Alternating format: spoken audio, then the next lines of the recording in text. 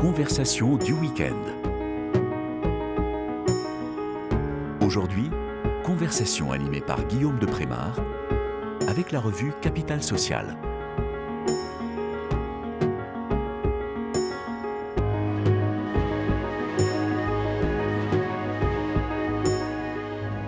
Chers auditeurs de KTO Radio, bonjour. Je suis heureux de vous retrouver pour notre émission Question Éco, consacrée aux grands enjeux économiques et sociaux. Et alors, c'est la première de l'année 2025. Alors, bien sûr, c'est l'occasion de vous souhaiter à tous une excellente, une belle et une sainte année 2025.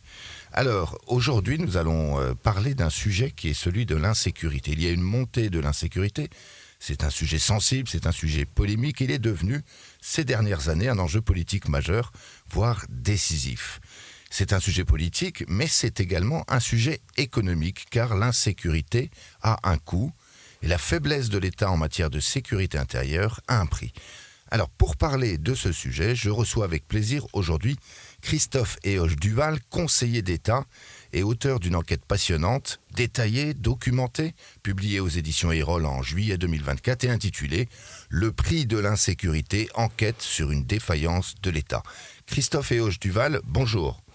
Bonjour et bonjour à tous les auditeurs de KTO. Donc effectivement, je leur souhaite à eux aussi, et comme à vous-même, une très belle année, une très sainte année, comme on dit sur cette chaîne. Et j'enclenche complètement cette formule qui est jolie. Très bien. Alors, vous êtes haut fonctionnaire, Christophe Héauge-Duval, au Conseil d'État. Vous avez commencé en 97 au grade d'auditeur, puis vous avez été maître des requêtes et enfin conseiller d'État depuis 2011. Haut fonctionnaire, Conseil d'État. Alors, la mission du Conseil d'État, c'est à la fois une juridiction, la juridiction de l'ordre administratif la plus élevée, un peu comme la Cour de cassation, c'est peut-être, et puis un rôle de conseil juridique pour le gouvernement, c'est ça ? Alors, vous avez excellemment résumé les fonctions du Conseil d'État, que je ne représente pas ici même. Oui. Vous l'avez cité, mon grade et mes fonctions, mais je suis un citoyen libre et je m'exprime absolument sans engager, bien sûr, la maison auquel j'appartiens. Mais effectivement, c'est une institution fondamentale de la République et en même temps, on va dire, qui a transcendé tous les régimes, puisque lorsque le consul Bonaparte, dans la Constitution de l'an 8, restaure ou instaure le Conseil d'État, il ne fait jamais que reprendre l'institution qui avait très bien fonctionné sous les rois de France, depuis environ, je vais dire, Philippe Auguste, qui avait un Conseil du roi, alors qui s'est appelé ensuite Conseil d'État, etc. Et même les expressions très, très, très touchantes, très ancien régime de maître des requêtes et de Conseil d'État sont directement issus de l'ancien régime. Donc il y a une belle transcendance, des fois, parfois, dans les institutions républicaine et française, tout simplement. Oui, il y a une continuité malgré toutes ces ruptures historiques.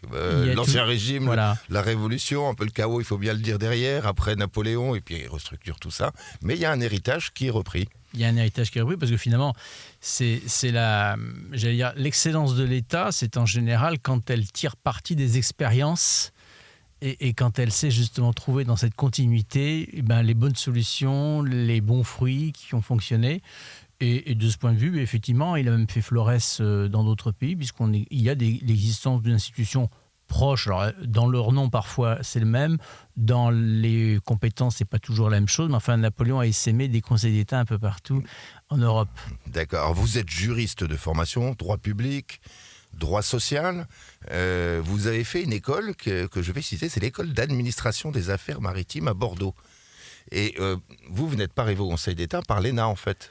Non, alors je ne suis pas arrivé effectivement au Conseil d'État par l'ENA et par les premiers sorties des rangs de l'ENA, et parce que le Conseil d'État a aussi une tradition qui est à préserver, qui est absolument fondamentale, qui participe de la diversité, ou en tous les cas un petit peu de diversité au sein de l'énarchie, puisqu'un Conseil d'État sur 4 est issu de ce qu'on appelle, alors c'est une formule un peu compliquée pour les auditeurs, le tour de l'extérieur, donc c'est une nomination en dehors du concours, on va dire, voilà, pour résumer. Et donc, j'ai déjà commencé à avoir une carrière de fonctionnaire, alors plus exactement d'ailleurs d'officier de la Marine nationale, puisque j'étais, comme vous l'avez souligné, vous connaissez bien ma carrière, mon CV. Moi, je me suis renseigné. Vous êtes très bien renseigné, en tout cas à KTO, c'est normal.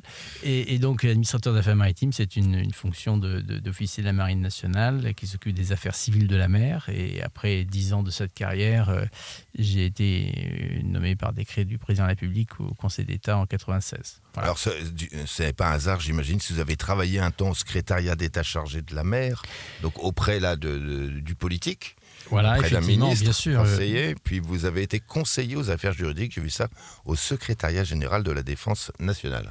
Voilà, j'ai effectivement une carrière assez éclectique de hauts fonctionnaires touchant à différents sujets. Sujets sociaux, sujets même de la culture. J'ai longtemps été aussi secrétaire général d'une autorité de régulation des ventes aux enchères. Et puis j'ai été... voilà, aujourd'hui, je suis à nouveau dans la fonction juridictionnelle puisque je suis président de chambre. Et puis au Conseil d'État, vous l'avez souligné, nous avons un rôle de conseil juridique du gouvernement. Et en l'occurrence, je suis membre de la section sociale. Et vous êtes un homme de culture aussi, puisque vous parlez de culture. Je crois que vous aimez beaucoup le théâtre, toutes les activités culturelles. Ça fait partie de vos passe-temps favoris. Effectivement, c'est un passe-temps dévorant dans un emploi du temps qui est assez contraint. Mais j'essaie d'y trouver un petit peu de ce temps-là. Et c'est vrai, j'aime beaucoup le spectacle vivant. Je m'y suis lancé à titre évidemment bien sûr de dilettantisme culturel total et bénévole. Je m'y suis lancé d'abord dans des spectacles, on va dire, qui n'étaient pas du tout spirituels ou religieux. Et puis l'hameçon m'a mordu en 2016 de faire un spectacle sur les évangiles.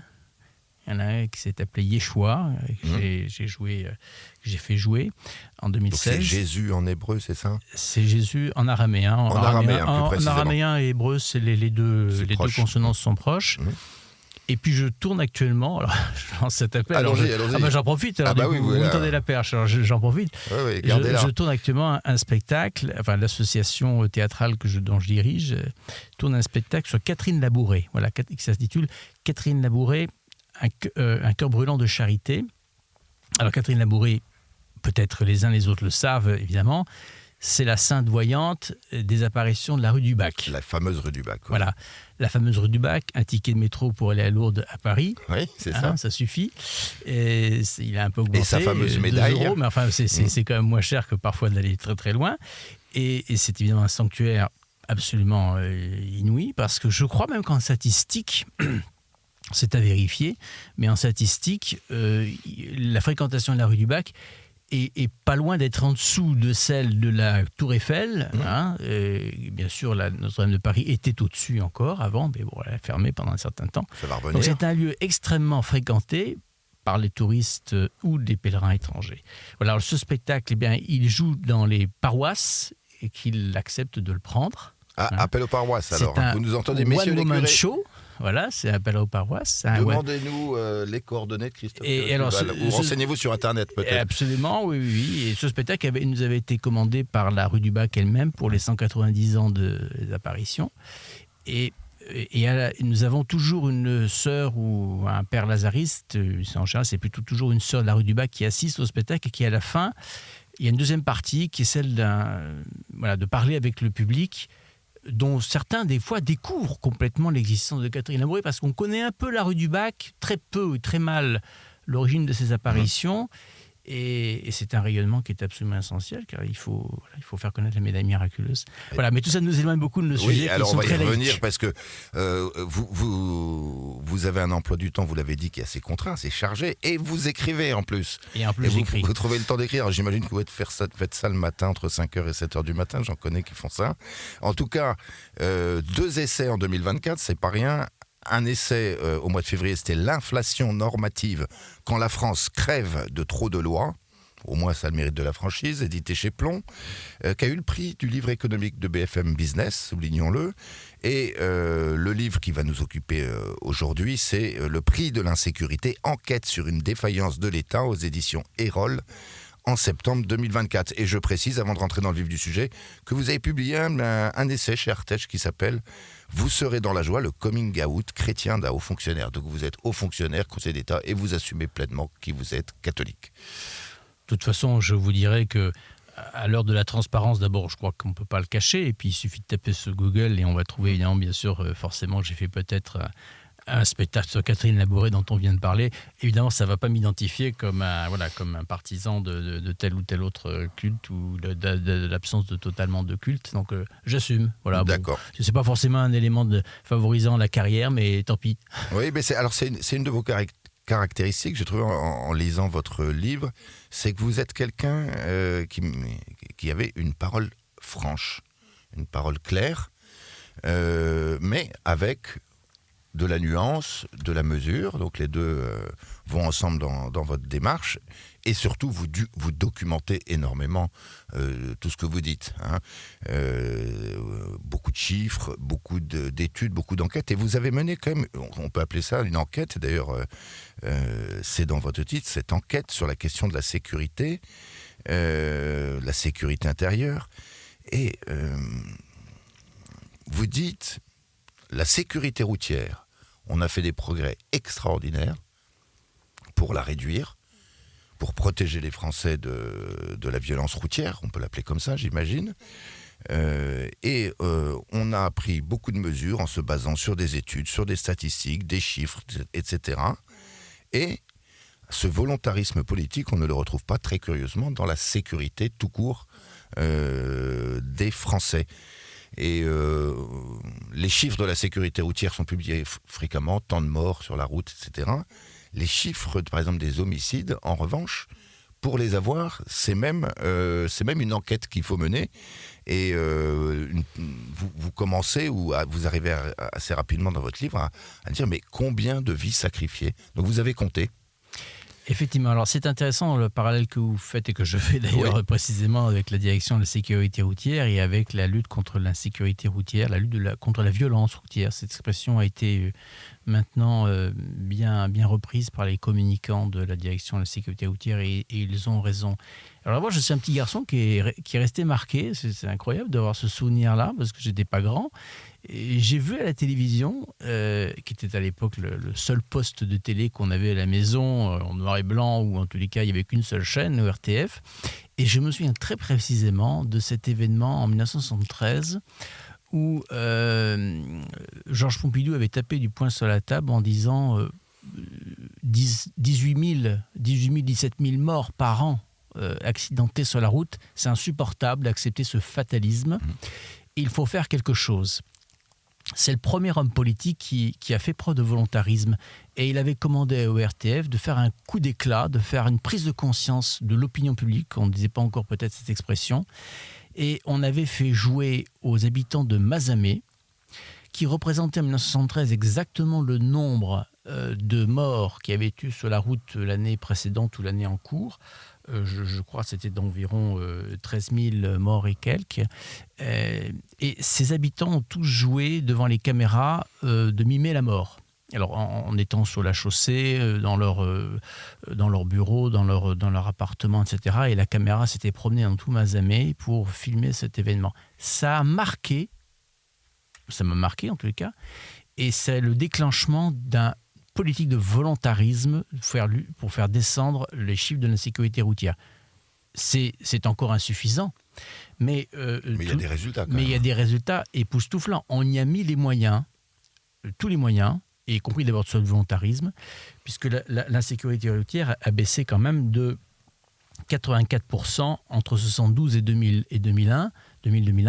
Donc c'est une baisse absolument très importante. Alors que dans le même temps, et c'est ce que je souligne, la sécurité tout court, enfin la sécurité de droit commun, celle que les Français comprennent mieux par ce terme-là, n'a pas fait les mêmes progrès. Voilà. C'est presque un tabou même.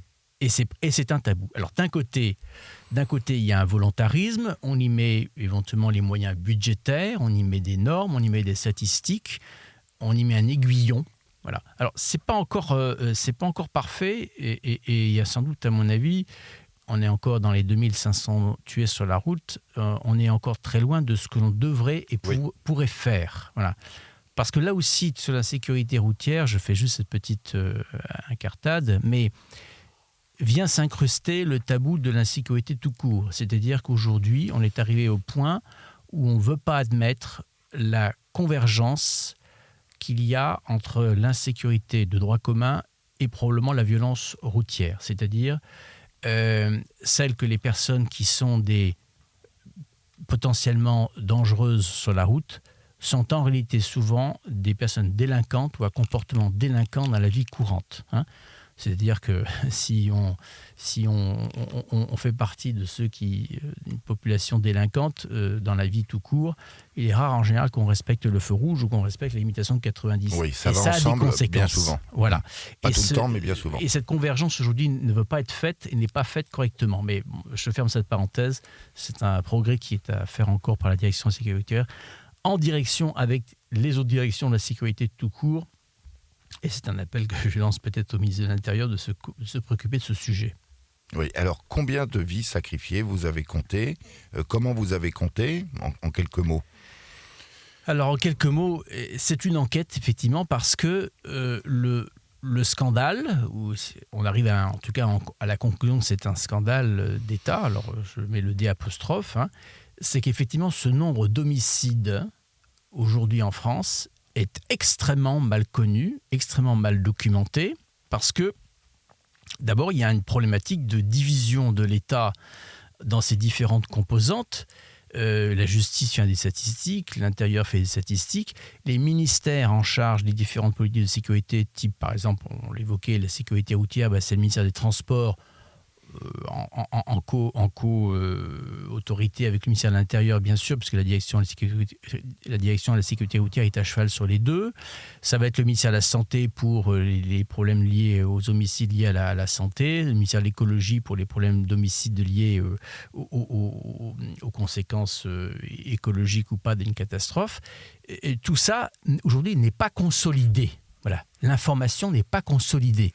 D'une part, alors, pour trouver le nombre d'homicides, on va dire, de droit commun, vous avez dû enquêter. Alors, il faut enquêter. Rassembler les sources. Il faut enquêter, il faut rechercher les sources. Les sources, bien sûr, sont quand même principalement, parce que le principal est tout de même du côté, pour les homicides, ce qu'on appelle les homicides volontaires, c'est du côté, effectivement, du ministère de la Justice et du ministère de l'Intérieur qu'on peut arriver à les recouper.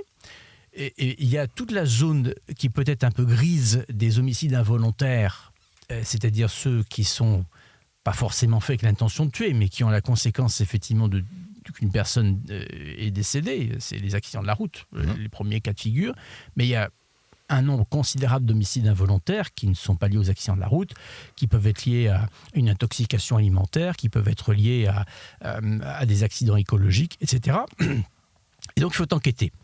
Et le problème aussi vient de ce que l'État, là, commet, j'allais dire peut-être une faute structurelle, qui est que quand l'évalueur et lui-même l'évalué, ça fonctionne toujours très mal. Il faut donner à des autorités extérieures, j'allais dire à celles qui sont responsables de l'action courante, la possibilité et le devoir de calculer exactement les chiffres et de les évaluer par rapport à ceux qui sont donnés. Ces chiffres, on va les évoquer en deuxième partie d'émission, sur effectivement le nombre d'homicides de droit commun, homicides volontaires ou quelque chose approchant que c'est les coups et blessures ayant entraîné la mort, c'est-à-dire une agression, cette insécurité-là. Et on parlera aussi du prix de la vie humaine, de la question de l'indemnisation et du coût socio-économique, et là on est dans le sujet de notre émission, de l'insécurité en France. En attendant, on va écouter un artiste français formidable qui s'appelle Thomas Fersen. Alors c'est une chanson de circonstance. Le titre de cette chanson est Monsieur, tout simplement. Et c'est une chanson sur l'histoire d'un assassin.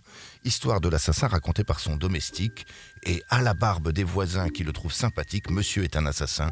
Je suis son domestique. On écoute Thomas Fersen. Les passants sur son chemin soulèvent leur galure. Le chien lui lèche les mains.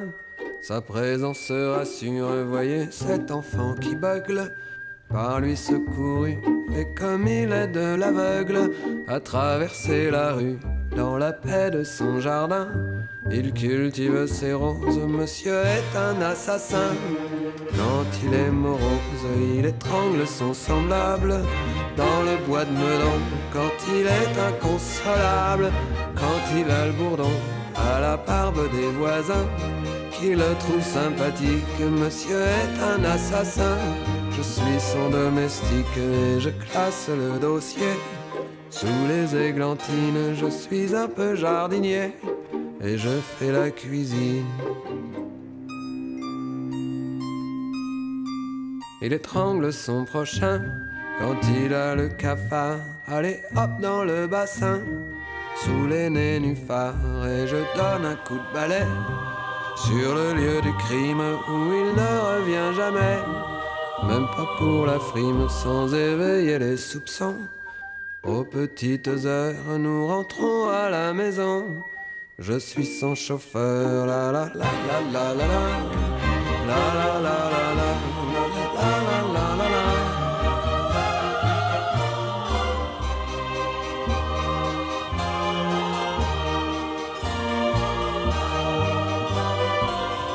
Car sous son air anodin, c'est un lunatique, monsieur est un assassin. Chez lui c'est chronique, il étrangle son semblable. Lorsque minuit sonne et moi je pousse le diable. Dans le bois de Boulogne, le client dans une valise, avec son chapeau, prendra le train pour Venise. Et un peu de repos, il étrangle son semblable. Dans le bois de Meudon, quand il est inconsolable. Quand il a le bourdon, à la barbe des voisins, qui le trouve sympathique, monsieur est un assassin, je suis son domestique.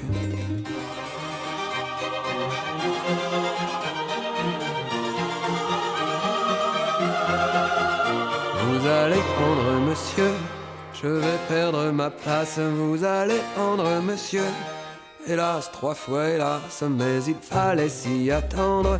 Et je prie votre honneur humblement de me reprendre comme serviteur, et je classerai ce dossier sous les églantines. Je suis un peu jardinier et je fais la cuisine.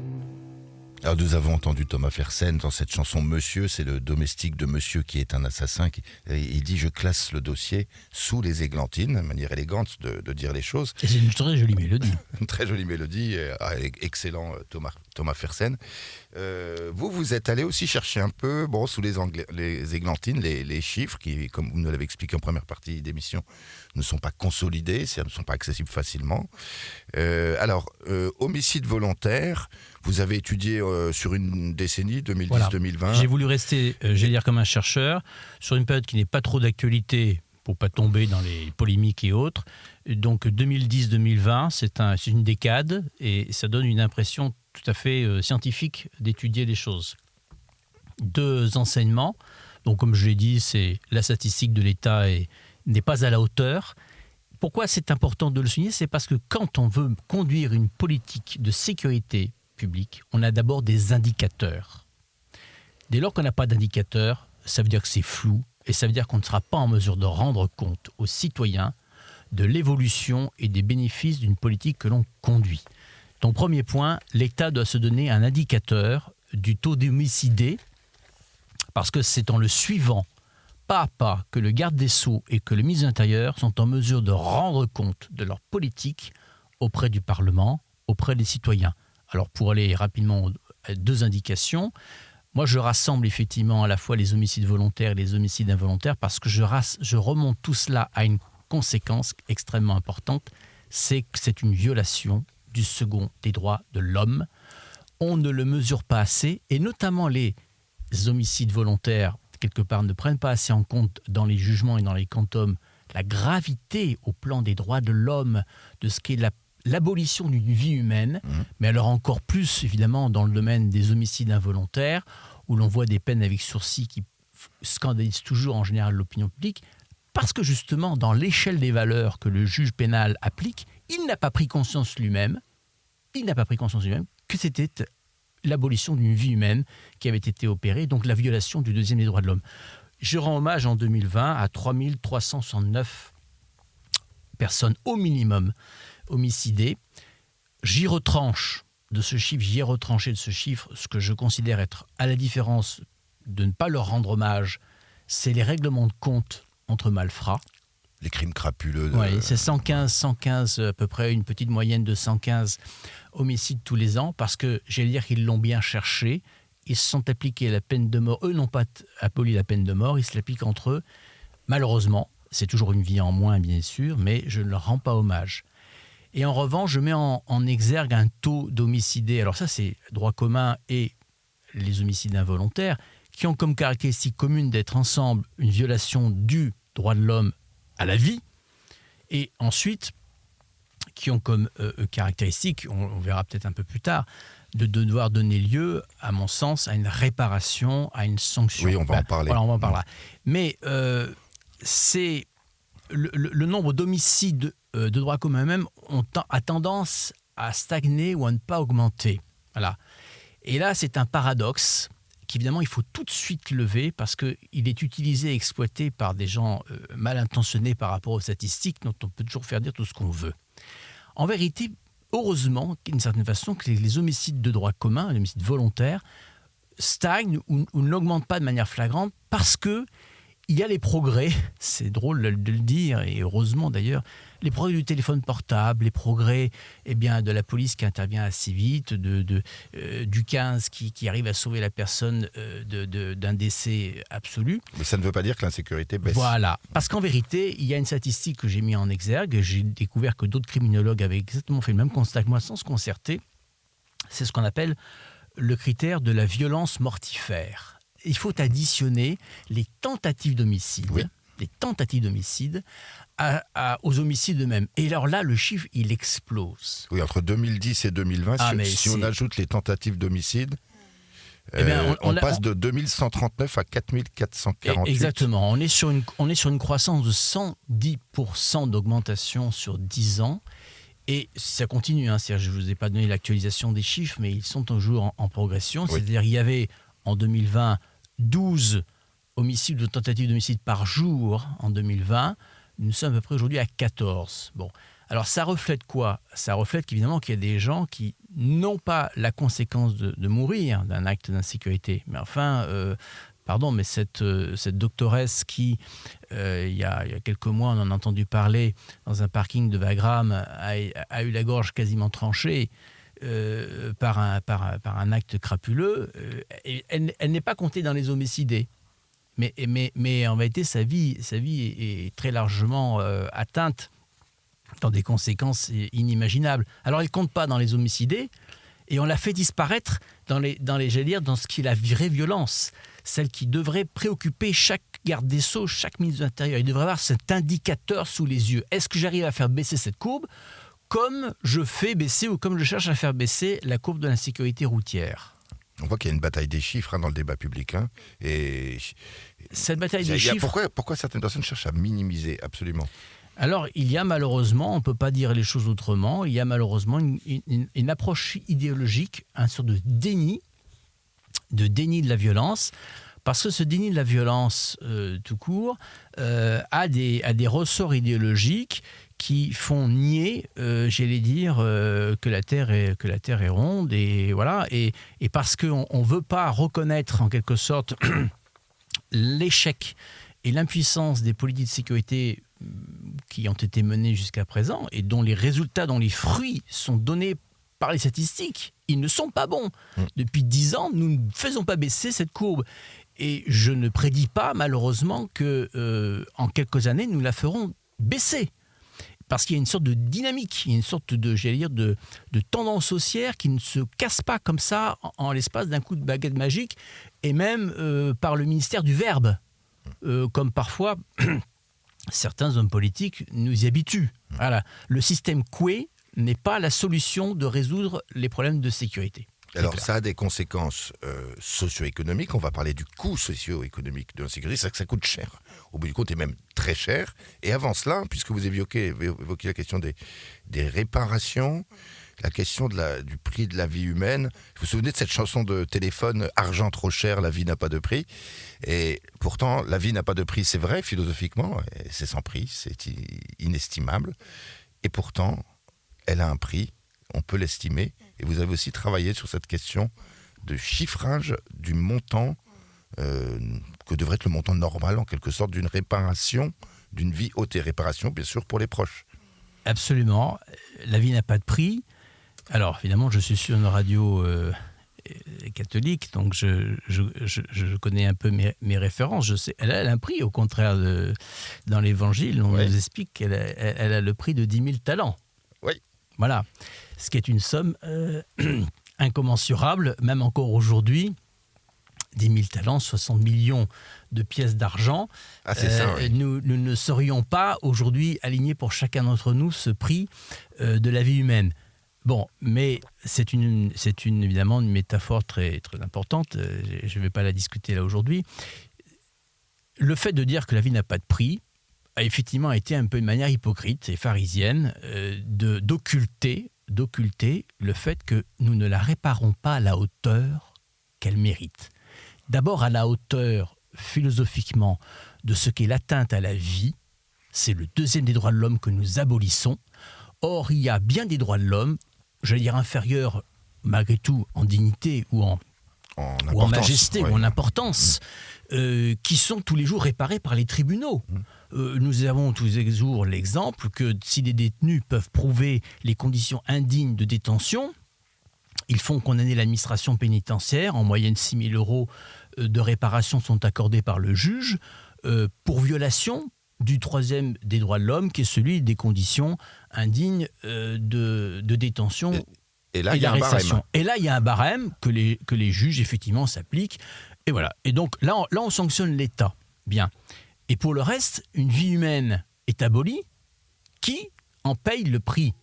Eh bien, j'allais dire presque personne, parce que l'État s'est déresponsabilisé ou s'est créé une bulle d'irresponsabilisation pour ne pas avoir à rendre compte du fait que c'est lui qui est quelque part le créancier d'un droit de l'homme, celui de vivre de manière saine et sauf, et alors qu'il ne se prive pas, j'allais dire, d'imposer aux autres, les opérateurs privés, les opérateurs économiques, de eux-mêmes, par contre, devoir rendre l'obligation de sécurité de résultat à leurs clients, à leurs salariés, à leurs usagers. Bon, si vous êtes transporté par la SNCF et que malheureusement la SNCF vient à dérailler un train, qui a malheureusement des accidentés et notamment un accidenté mortel, la SNCF aura l'obligation de rendre des comptes, de ne pas pouvoir s'excuser de la complexité du transport ferroviaire, de son caractère absolument rarissime d'un accident, etc. Elle est tenue à une obligation de sécurité de résultat et elle en paie le prix. L'État est le seul opérateur, on va dire, quelque part, qui a une obligation normalement de devoir nous assurer la sécurité, puisqu'il nous a ôté, à juste titre, tous les moyens de nous défendre, pour les remplacer par ses propres moyens. En quoi rend-il compte de l'insécurité lorsqu'évidemment, bien sûr, elle se produit? Eh bien, aujourd'hui, de rien. Et on ne le chiffre pas. Alors, et les tribunaux, alors, c'est la loterie? Eh bien, c'est d'abord pas la loterie. C'est souvent pour les victimes, je le dis, les victimes sont victimes plusieurs fois de suite. Première fois, elles sont victimes de l'acte qui leur est commis. En général, toutes les victimes peuvent vous témoigner à votre micro, à votre antenne, qu'elles sont victimes une seconde fois du parcours du combattant qu'elles doivent vivre et subir pour obtenir des indemnisations de misère, parce que l'État va trouver des mécanismes de substitution à la personne mise en cause, qui en général est insolvable ou crée son insolvabilité. Mais ces barèmes sont des barèmes ridicules qui ne correspondent pas à la réalité. Et troisièmement, les victimes sont aussi victimes une troisième fois parce que la sentence qui est prononcée par les juridictions est absolument en dessous de ce qu'elles pouvaient attendre en termes de réparation morale et de réparation de justice sociale qu'on leur doit. Bon, voilà. Alors, et là, combien ça coûte la vie? Oui. C'est une bonne question. Parce qu'on ne paye pas assez aujourd'hui, puisqu'il y a un fonds de garantie des victimes des actes de terrorisme et autres infractions, mais vous dites que les chiffres donnés, par exemple sur les homicides, ça tourne autour de 50 000 €. Et voilà. vous contestez cette moyenne de 50 000 € accordée par ce fonds de garantie? Je les conteste, ils sont bidonnés, ils sont faits en sorte que quand l'État se substitue à telle ou telle mise en cause responsable pécuniairement, puisse en verser le moins possible au terme d'un parcours du combattant qui, encore une fois, est absolument un scandale vécu par les victimes et elles sont toutes là-dessus convergentes. Et alors qu'on connaît ces chiffres. Parce que vous avez trouvé des barèmes. J'ai trouvé les barèmes. Réalistes. J'ai trouvé les barèmes. Alors, c'est pas qu'ils sont réalistes, c'est qu'ils sont scientifiques. Scientifiques. Ils sont scientifiques. Et là aussi, c'est une petite curiosité de mon enquête. C'est que la direction de la sécurité routière, pour revenir à elle, a réfléchi depuis longtemps à se dire, mais finalement, que coûtent à la nation les personnes qui se font tuer sur la route ? Et pourquoi je fais ce calcul et pourquoi je commande ce calcul à des scientifiques, à des économistes ? C'est parce que j'ai besoin d'aller justifier à Bercy un budget de la sécurité routière qui puisse venir dire « Voilà ce que ça nous coûte les accidentés de la route ». Donnez-moi au moins ça comme budget de fonctionnement, de communication, de moyens d'existence, parce que finalement, si nous n'avions pas au moins un petit budget pour défendre une politique de sécurité routière, ça pourrait coûter encore plus cher à la nation. Et alors, ils ont en 1991 d'abord, puis ça a évolué jusqu'à aujourd'hui, confié à des économistes qui se sont référés en réalité aux travaux internationaux qu'avaient menés particulièrement les Britanniques et surtout les Américains, du vrai coût de la vie humaine. Finalement, le préjudice aussi pour la société, là, pas seulement les proches. Exactement. On parlait de la réparation pour les proches, mais il y a aussi la question du manque à gagner d'une certaine manière, on peut appeler ça comme ça pour la société. Bien sûr, parce qu'un individu, évidemment, rapporté à sa nation, donc bien sûr, qui, elle, se traduit en produit intérieur brut, a une certaine valeur. Toute personne, évidemment, est un contribuable, un travailleur, une personne qui va payer des cotisations sociales, une personne qui va enrichir, et lui apporter une valeur ajoutée. Oui. Baudin, c'était ça. Oui. Il y a de richesse que d'hommes, disait-il. Il y a de richesse que d'hommes. Et bien sûr qu'il avait bien aperçu le problème. Il n'avait pas la science économique pour le faire. Aujourd'hui, on l'a. Il y a des modèles, il y a des modélisations. Elles sont d'ailleurs différentes par pays parce que c'est fonction de la richesse économique de chaque pays. Et c'est comme ça qu'on arrive à ce qu'on découvre dans des documentations de la direction de sécurité routière, mais qui se passent un peu sous les radars, pour le coup. On ne passe pas, nous, souvent sous les radars des limitations de vitesse, mais là, c'est un chiffre qui passe sous les radars vraiment. Et on arrive à un calcul qui est stupéfiant. C'est qu'on sait aujourd'hui qu'en 2023, le prix d'une vie humaine sacrifiée sur la route fait perdre à la nation 6 441 000 euros. Bon. Alors, on ne va pas dire c'est ce que coûte la vie humaine. Ce n'est pas exactement ça. Pour les parents de Philippine, elle n'avait pas de prix. Elle n'avait pas de prix et elle ne gardera pas de prix. Bon. Mais s'il faut pouvoir infliger à titre de sanction contre les auteurs des actes d'homicide, qui revient à être l'État dans ma conception que je propose d'adopter, qui est celle d'une obligation de sécurité de résultat, je mets une amende à l'État de 6 441 000 euros et je la fais verser à la famille des ayants droit de Philippine. D'ailleurs, pas que de Philippine. Donc Philippine, cette jeune fille qui a été assassinée dans le bois de Boulogne, étudiante à Dauphine. Je fais référence à cette affaire qui a beaucoup ému. Je vais en citer une parce que vous êtes sur une radio qui est sensible à la question des SDF. Alors évidemment, les SDF, on ne parle pas d'eux. On s'en fiche un peu. Mais c'est le propre de la société. Il y a un SDF, par exemple, auquel je voudrais aujourd'hui rendre hommage, c'est Émile. Vous voyez, j'ai même son nom de famille. Bon, je ne vais pas le donner. Il avait 39 ans. Et il y a une personne très mal intentionnée, Lévis, un immigrant qui a été visé sur interdiction d'être en France sous OQTF, qui a jeté un parpaing au-dessus de sa tête. Oui. On a vu, et il y a eu des images d'ailleurs. Voilà, sur les réseaux sociaux. Cette affaire a fait des tours sur les réseaux sociaux parce qu'une caméra de vidéosurveillance avait filmé la scène. Eh bien, Émile, je lui rends hommage. Je trouve que également Émile a l'exemple typique d'un homicide qui n'aurait jamais dû avoir lieu, car si, et j'emploie le mot si, bien sûr, à bon escient, s'il n'y avait pas eu la somme des défaillances de la sécurité dont l'État est responsable, Émile serait aujourd'hui en vie. Parce que chacun des actes qui sont ceux de l'auteur de la fin de ses jours sont des actes pour lesquels l'État aurait eu à avoir des comptes à rendre et n'en rendra pas. Et la vie d'Émile ne sera pas remboursée à hauteur de 6 441 000 euros que lui aussi valait, car cette somme est très intéressante au plan anthropologique et philosophique. Nous valons le même prix. Oui. Nous valons le même prix. Quel que soit notre âge, notre sexe, notre race, notre religion, nous valons le même prix par rapport, à l'enrichissement de notre nation. Oui. Alors, vous avez fait tout un calcul. Je vais le résumer. On va bientôt faire la deuxième pause musicale sur ce coût socio-économique de l'insécurité.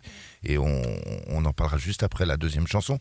Vous avez additionné donc les coûts de la sécurité intérieure, les charges de la dépense publique de sécurité, comme on dit, avec les ministères de l'Intérieur, de la Justice et autres ministères concernés. Vous avez calculé les dépenses des collectivités, donc principalement les communes, par exemple les polices municipales. Vous avez additionné aussi des coûts cachés, plus la valeur de chaque vie, effectivement, et vous avez estimé un coût socio-économique de la sécurité entre 169,1 milliards d'euros et 176,1 milliards d'euros en 2020. On en parle après la deuxième pause musicale. Alors on va écouter un grand classique, là c'est Starmania. On va tous trembler en écoutant Daniel Balavoine chanter « Quand on arrive en ville ».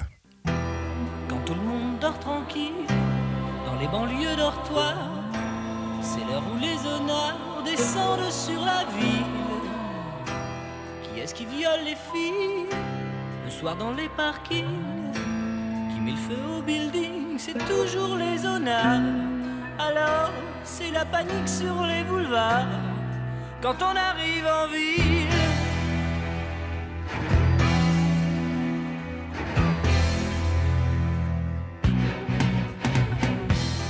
On arrive en ville, tout le monde change de trottoir. On n'a pas l'air viril, mais on fait peur à voir. Des gars qui se maquillent, ça fait rire les passants. Mais quand ils voient du sang sur nos lames de rasoir, ça fait comme un éclair dans le brouillard. Quand on arrive en ville.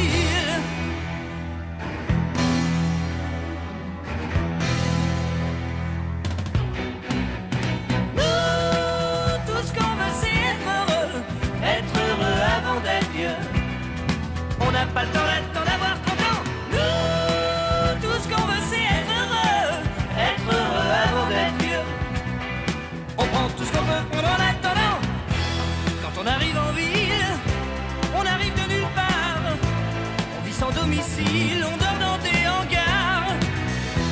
Le jour on est tranquille, on passe incognito. Le soir on change de peau et on frappe au hasard. Alors, préparez-vous pour la bagarre. Nous, tout ce qu'on veut c'est être heureux avant d'être vieux. On n'a pas le temps d'attendre d'avoir 30 ans. Nous, tout ce qu'on veut c'est être heureux avant d'être vieux. On prend tout ce qu'on peut prendre en attendant. Quand viendra l'an 2000, on aura 40 ans. Si on vit pas maintenant, demain il sera trop tard. Qu'est-ce qu'on va faire ce soir? On va peut-être tout casser. Si vous allez danser, ne rentrez pas trop tard de peur qu'on égratigne vos jaguars. Préparez-vous pour la bagarre. Alors, chers auditeurs de KTO, nous nous retrouvons donc pour la troisième partie de l'émission Question Écho. Je reçois aujourd'hui Christophe Ehoche Duval, conseiller d'État, qui nous parle du prix de l'insécurité, qui est le titre de son dernier livre paru en septembre 2024 aux éditions Erol.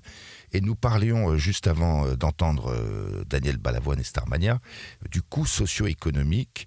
Là encore, rien n'était consolidé, donc vous avez enquêté, vous avez fait des additions. Un haut fonctionnaire sait faire ça, donc merci aux fonctionnaires d'avoir ce savoir-faire, et vous avez pu vous faire cette consolidation, et votre estimation c'est entre 169 et 176 milliards d'euros, c'est-à-dire environ 7% de notre produit intérieur brut. Pour vous, c'est le coût socio-économique de l'insécurité. Voilà, donc, deuxième constat, après avoir découvert, moi-même stupéfait, que l'État n'avait pas d'indicateur sur le nombre d'homicides volontaires et involontaires additionnés de manière fiable, je me suis rendu compte, mais est-ce qu'à ce moment-là, le ministre de l'économie ou les ministres de garde des Sceaux, le ministre de l'Intérieur ont aussi un indicateur qui leur dit combien ça coûte aux Français, combien ça coûte aux contribuables, combien ça coûte à la nation. Parce que finalement, il y a peut-être de l'argent mieux placé et mieux investi dans l'éducation. Vous vous dites effectivement, vous arrivez à mon résultat. Je vais expliquer rapidement comment j'y parviens. Mais Comment vous avez fait, oui. je renvoie plutôt les lecteurs, bien sûr, à la lecture du livre. 7% du PIB, ça va peut-être rien leur dire. Mais la comparaison, c'est toute l'éducation, depuis l'école primaire jusqu'à l'éducation universitaire et de recherche, c'est 10 points du PIB. Voilà. Donc, vous voyez, 7, 10. Le déficit budgétaire, c'est 5, je crois. Ça, c'est une autre question. Donc, c'est plus que le déficit budgétaire. Donc, justement, quand on est dans des périodes de vaches maigres, où il faut serrer les vis partout, eh bien, on fait attention où passe l'argent. Oui. Et quand, effectivement, on pilote une politique de sécurité intérieure qui, encore une fois, n'a pas l'indicateur du nombre d'homicides, n'a pas l'indicateur de ce que ça coûte, ça veut dire qu'on a une politique qui va à volo, qui n'est absolument pas pilotée. On surfe sur la vague, affaire après affaire, gouvernement après gouvernement, titulaire de la place Beauvau comme de la place Vendôme, après titulaire de la place Beauvau, de la place Vendôme. Tout ça ne peut pas avoir une constante et des résultats. C'est pas vrai. Alors, je me suis dit, mais forcément, la Cour des comptes calcule le coût de l'économie. Mais pas du tout. La Cour des comptes, d'abord, on ne lui a jamais posé la question, et c'est une grave erreur. On devrait lui demander et lui commander que tous les ans, elle rende compte au Parlement du coût global de la sécurité, ou de l'insécurité, ça veut dire comme on peut dire. Oui. Comment s'y prend-on ? Moi, j'ai dû évidemment faire avec des calculettes, et probablement j'ai une part d'estimation, et je renvoie mes détracteurs à signer avec moi une pétition pour réclamer que la Cour des comptes soit chargée chaque année de ce calcul. J'ai additionné. D'abord, il y a les coûts publics. Les coûts publics sont ceux qui sont peut-être les plus faciles à trouver. C'est les budgets. Encore qu'il faut procéder à des évaluations, parce qu'à l'intérieur, bien sûr, des budgets des ministères, principalement de la justice, deuxièmement de l'intérieur, et ensuite des ministères techniques. Parce que dans la justice, par exemple, il n'y a pas que la justice pénale. Et oui, quelle est la proportion de temps consacré par un juge aux affaires pénales de mon tribunal correctionnel par rapport, je suis affecté à plusieurs postes, par rapport à celle des affaires civiles. Donc il faut procéder à des calculs d'estimation. Moi, je n'ai pas les moyens de la Cour des comptes de le faire, mais je suis parvenu à des chiffres. D'une part, l'insécurité, le coût de toutes les administrations publiques, c'est un coût d'environ 32 à 33 milliards d'euros. Après, il y a le coût des marchés privés de la sécurité, parce que finalement, on a eu beau se confier à l'État de se charger pour nous notre sécurité, la vérité, c'est que c'est pas suffisant. Oui, parce qu'il y a une sécurité privée, c'est un gros marché en France. Et s'il y a des bleus qui se promènent dans la rue, mais je suis quand même obligé de payer une entreprise de sécurité qui va me faire mettre des serrures, peut-être préciser aux auditeurs, donc là, c'est le coût socio-économique de la sécurité. Donc c'est pour la société, pas seulement pour les finances publiques. Et puis enfin, à ces coûts, les économistes connaissent bien ça, c'est les coûts directs. À ces coûts directs, on doit ajouter ce qui s'appelle les coûts indirects. Les coûts indirects sont encore là, malheureusement plus difficiles encore à mesurer, mais sont très, très conséquents. Les coûts indirects, c'est ceux, comme on l'évoquait tout à l'heure, du coût de la vie qui s'ajoute, évidemment, c'est-à-dire une perte de vie humaine, des préjudices personnels, corporels, etc., affectifs, moraux, etc. Vous avez été victime d'une insécurité dans la rue, il est probable que vous allez prendre des arrêts maladie et que ça va coûter à l'assurance maladie. Il est probable que vous allez être moins performant à l'entreprise va se rendre compte, peut-être qu'elle va accepter ça, mais voilà. Tout ça se calcule, je ne rentre pas dans les détails, c'est assez complexe. J'aboutis à ce chiffre faramineux que j'arrondis à 180 milliards. Voilà ce que la sécurité ou l'insécurité coûte à la France. Là aussi, cet indicateur devrait être obligatoirement communiqué tous les ans au Parlement, parce que c'est sa diminution. C'est sa diminution qui est aussi un indicateur de performance, non seulement de la réduction du nombre des homicides, mais de la réduction tout simplement du coût qu'on y consacre. Ou alors, en tout cas, de consacrer à bon escient les moyens. Aujourd'hui, on est dans une politique à vue. Voilà, on est comme le capitaine d'un navire qui ne va pas devant lui. Il y a des icebergs et probablement on va en prendre plein la figure. Et à chaque fois, on en prend à chaque fois. Et vous avez voulu dissiper le brouillard. Donc, quelqu'un pourrait faire l'objection, vous vous rendez compte, si vous donnez 5 millions à chaque victime, là, on n'a déjà plus de sous dans les caisses. Mais vous dites, au contraire, en fait, une politique de sécurité publique va faire des économies à la société. Alors, c'est évidemment un pari que je ne peux pas démontrer, sauf par l'expérience. C'est-à-dire que, oui, effectivement, c'est un coût que peut-être à la fin, la collectivité va mutualiser. Ça, c'est certain. Mais d'abord, c'est un acte de justice sociale, il ne faut pas l'oublier. 2, je le vois comme une sanction, comme une punition, je emploie le terme volontairement, une punition de la faute commise par l'État dans sa défaillance, en quelque sorte, d'une règle de sécurité qu'elle aurait dû. Mais si on regarde le secteur privé, mais dans le secteur privé, les objections qu'on me fait pour le secteur public sont déjà parfaitement admises et incorporées pour le secteur privé. Il est évident que le secteur privé participe aussi à l'indemnisation des victimes s'il y en arrive, qu'elle incorpore dans ses prix de revient, que c'est quelque part le consommateur ou l'usager de la SNCF qui, dans son ticket de SNCF, évidemment, bien sûr, a des centimes additionnels qui sont mis de côté. Les accidents du travail. Exactement. Etc. Donc, le problème était le problème était uniquement la même ordre de choses, le même ordre d'idées. C'est effectivement aussi les clients qui supportent ce que les entreprises payent en cas d'accident. Mais, le mais est très important, c'est que tout démontre, aussi bien évidemment en France que dans le reste des autres pays du monde, c'est qu'à chaque fois que les entreprises se sont vues obligées par les jurisprudences ou par les lois à ce qu'on appelle l'obligation de sécurité de résultat, mais ça a donné des résultats. Parce qu'en économie, on n'est pas tout à fait masochiste. Et donc les entreprises ne cherchent pas à faire en sorte qu'elles vont exploser en coûts de justice pour payer le juste prix de la perte de vie humaine d'un client, d'un salarié, d'un usager. Elles ne sont pas folles au point de dépenser des sommes infinies de compagnies d'assurance qui, bien sûr, prennent en charge souvent à leur place ces frais, mais qui se répercuteraient en augmentation de police d'assurance. Donc, oui, il y a moins d'accidents de travail graves, par exemple, dans l'industrie. La science économique a parfaitement montré le caractère vertueux de l'obligation de sécurité de résultat dans le secteur économique et privé. Donc, c'est ce que vous réclamez pour l'État. Eh bien, c'est ce que je réclame, parce que c'est ce que sera Parce que c'est ce que l'État demande aux autres. Eh bien, c'est ce que l'État d'abord demande aux autres. Lui, il ne s'applique aucune règle de responsabilité et de responsabilisation.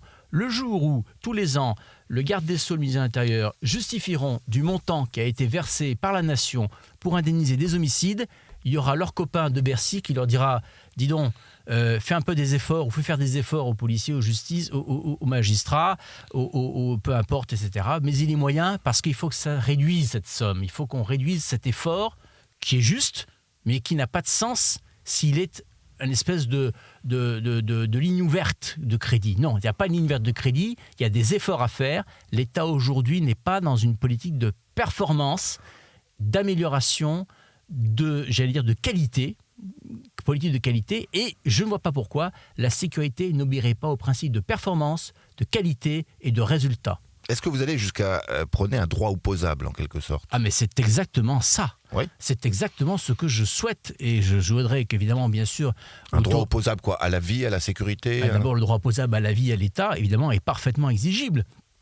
Dès lors que c'est le contrat social qui nous a demandé de passer, et je ne conteste pas l'existence de ce contrat social, contrairement peut-être aux États-Unis qui peuvent avoir d'autres cultures dans lesquelles on considère que les citoyens peuvent s'armer pour se défendre, c'est pas le cas et c'est pas le choix politique et philosophique qui est fait en France. Donc si l'État nous assure la sécurité, il nous la doit en contrepartie. Oui. Et c'est une contrepartie des impôts qu'on paye d'ailleurs, qui sont de plus en plus élevés. Exactement, car environ 32 milliards sont passés, partent justement pour assurer cette sécurité. Plus, on arrive à 180 milliards. Voilà ce que nous consacrons. Pour quel résultat ? Aujourd'hui, je ne veux pas employer les expressions d'ensauvagement, d'endiablement, etc. Mais attention... les indicateurs de la violence mortifère marquent, à mon sens, une forme de rupture anthropologique. Nous n'avons plus, une fraction de notre population malheureusement, n'a plus le respect du commandement, tu ne tueras point. Et ça renvoie à des réflexions, j'allais dire, qui peuvent rejoindre celles de votre radio, sans doute. Tu ne tueras point, c'était un traceur anthropologique fort, j'allais dire interreligieux, qui se délite, car quand la personne, par exemple, dans les refus d'obtempérer que l'on voit de plus en plus fréquemment, n'a plus la conscience de prendre le risque de tuer et renverser un policier, c'est le signe que pour lui, la valeur de la dignité humaine est égale à zéro. Oui. Alors, parmi, donc, vous voulez des chiffres. Alors, la Cour des comptes, ce serait son boulot. En fait, vous avez fait le boulot de la Cour des comptes, Christophe Duval. Alors, j'ai fait le boulot et de la en plus, Cour des sur comptes. votre temps libre et sans être payé par l'État. Mais la Cour des comptes, est-ce qu'elle peut se saisir elle-même d'un sujet? Ou il faut qu'elle soit saisie? Elle pourrait s'auto-saisir du sujet. Vous savez que Pierre Moscovici a ouvert la possibilité pour les citoyens, sur forme de pétition sur le site internet de la Cour des comptes, de demander des sujets. Alors d'ailleurs, au passage, vous avez fait référence à un précédent essai que j'ai fait sur l'inflation normative. Oui. Et alors, une association, Contribuables Associés, a eu l'idée de rebondir sur mon livre et de faire une pétition pour demander à la Cour des comptes une étude l'année prochaine sur le coût des normes administratives. Et cette pétition a reçu le plus de soutien possible. Et paraît-il, m'a-t-on dit, que la Cour des comptes s'est sentie obligée d'inscrire ce programme cette idée à son programme de 2025-2026. Donc ça montre qu'elle pourrait le faire. Mais moi, je suis pour, dans un système parlementaire et démocratique, c'est au Parlement de demander à la Cour des comptes de lui rendre compte chaque année de ce coût de l'insécurité. De même que je réclame que ce soit l'Institut national d'études démographiques qui rende compte au Parlement chaque année du nombre des homicides volontaires et involontaires. Parce que, quand même, que ce soit des autorités publiques et indépendantes, comme la Cour des comptes ou comme l'INED, qui le fassent, donnera du crédit et du poids à un autre phénomène qui est le relativisme sécuritaire. Aujourd'hui, pourquoi est-ce qu'il y a le relativisme sécuritaire qui règne partout en France? C'est parce que, quelque part, l'État s'est donné des bâtons pour se faire battre. En ne donnant pas les vrais chiffres de l'insécurité, il crée en quelque sorte le risque que des extrêmes des deux bords vont s'en emparer pour en tirer des interprétations divergentes. Oui, alors ça ne peut pas être un motif légitime pour ne pas aborder une question aussi importante. Et vous réclamez également une autorité publique chargée d'évaluer de manière indépendante les politiques publiques de sécurité intérieure. Alors Christophe Duval, c'est l'heure de nous quitter. Ça passe vite, 55 minutes finalement. Merci pour tous ces noms. Merci de nous avoir éclairés sur cette question du coût socio-économique de l'insécurité. Merci à votre radio de participer à ce débat public. Oui. Alors Catherine de la rue du Bac, sur Internet, on trouve facilement les informations pour voir dans quelle paroisse c'est joué. Alors on peut s'adresser à la rue du Bac pour demander bien sûr à entrer en contact avec nous. Mais voilà, si des paroisses sont intéressées, c'est vraiment un spectacle très, très revigorant et très roboratif et c'est très important parce que le message de la Vierge en 1830, c'est extraordinaire, c'est un message plein d'espérance, plein d'espoir. Et voilà, et je ne peux qu'y encourager des auditeurs à prendre contact avec nous là-dessus. Comme on a traité un sujet lourd aujourd'hui, je suis content qu'on puisse terminer sur ce message d'espérance de la rue du Bac. Et dans une période très trouble aussi de notre pays. Et dans une période difficile, il est vrai. Merci beaucoup Christophe Duval. Merci beaucoup chers auditeurs de KTO Radio de nous avoir écoutés. Et puis on se retrouvera bien sûr le mois prochain pour une prochaine édition de Questions Écho.